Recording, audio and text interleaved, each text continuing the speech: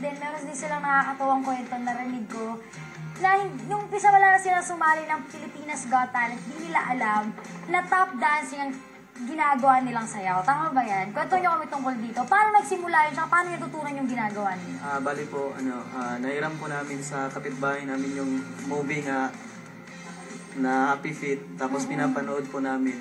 Doon po namin nakuha talaga Happy Feet. Buti, hindi tumigas ako yung parang penguin, talaga. parang, nag-joke lang, bera-bera. Pero tuwa, Steve, paano yung proseso nung inaaral niyo yung mga sayaw? DVD lang yan. Paano yun? Paano naging, nyo, arrangement mo ng pagka-practice niyo magkapatid? Bali po, ina-slow mo po namin sa, inire-remote po namin yung mga moves. Tapos, doon lang po namin nalaman talaga yung ni Ma'am Ayoy doon sa Davao, yung pagpa-audition. Doon lang namin nalaman na top dance pala yung sayaw namin. Astig! Parang before pa, talagang wala kang iba nakita. Happy Feet lang yung nakita niyo mga top dance. Ngayon, nakakita na kayo ng mga bagong, mga nagkatulad ng ginagawa ninyo. Opo.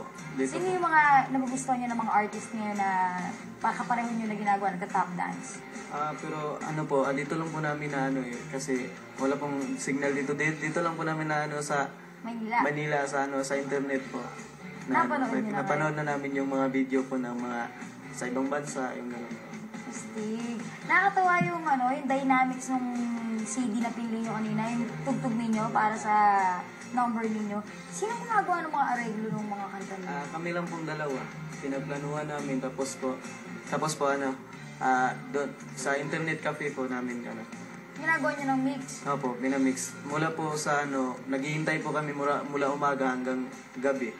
Ganun po talaga. Kasi busy po Busy po ang gumagawa ng mix. Kamusta ka naman dyan? Hindi ka nagsasalita. Ikaw! Paano sino nag-decide sa inyong dalawa na iyan ang gusto ninyong gawin na pangsali na piece sa Pilipinas Got Talent? Siya? Sumunod ka lang? Sige na nga. Kaming dalawa po. Kasi pangarap po namin.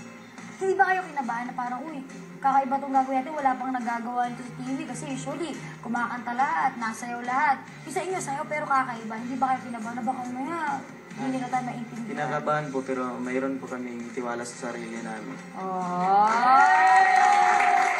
Kinakabahan pero may tiwala sa sarili. Gusto ko yan. At ito, may nalaman ako kanina na may common friend. May common friend kami ng Happy Feet. Nakilala ko yung person na yun. Isa siyang American, mga kapuyaters. Nakilala ko sa Hong Kong. And, fan siya ng, TFC, ng mga Filipino artists. Tapos nung nakita niya yung Happy Feet sa Pilipinas Got Talent, sobrang naantig yung puso niya. Kaya nag-send siya ng mga top dance shoes para sa kanila. Nakita niyo naman yan. Tanong natin yung mga shoes na yan. Ang ganda. Yung nasa ilalim niya talaga bakal pa. Bakal po.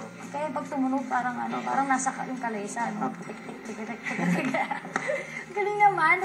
Sabihin mo naman, gusto ba kayong message para dun sa friend natin na taga-TFC? Sa taga-TFC subscribers, sa mga OFW, Ate Oni, Kuya Mark, salamat. Maraming salamat po. Napakabait niyo pong tao. God bless you po sa inyo.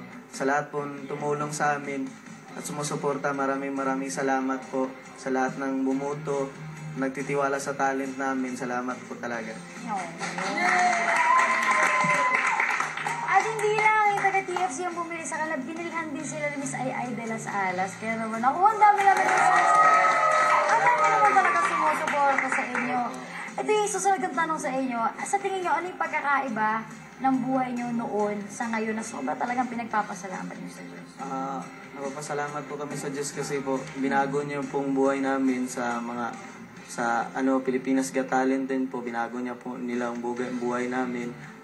Bali po noon po ang buhay po namin, nagsasayaw lang po kami sa mga barangay, nag-intermission lang. Ngayon po napapanood na po kami sa TV.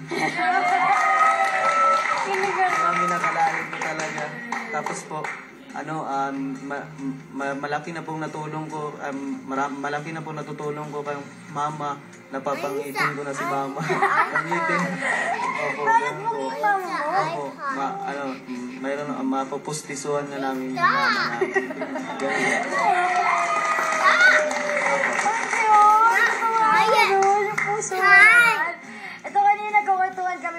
kapuyaters, bukod sa tap dancing, ito palang baby boy na to, ay kumakanta pala.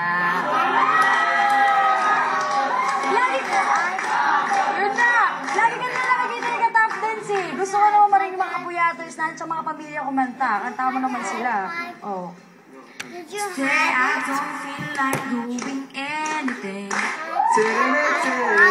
just wanna lay in my bed.